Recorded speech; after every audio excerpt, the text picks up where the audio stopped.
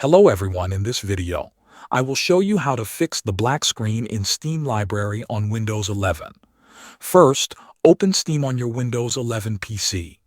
If Steam opens but your library shows a black screen, keep Steam running and move your mouse to the top left corner. Click on Steam, then click on Settings. A new settings window will open on your screen. From the left menu, click on Interface.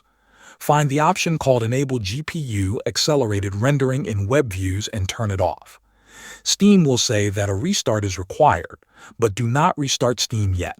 Stay in the settings window and now click on Downloads from the left side. Look for the Clear Download Cache button and click on it. Confirm when Steam asks. Steam will now restart automatically. After the restart, you will need to log in to your Steam account again. Once you are logged in, check your library to see if the black screen issue is gone. If the problem is still there, open the official app for your graphics card and update your GPU drivers to the latest version. After the driver update is complete, restart your PC.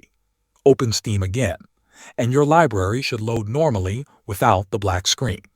Thanks for watching.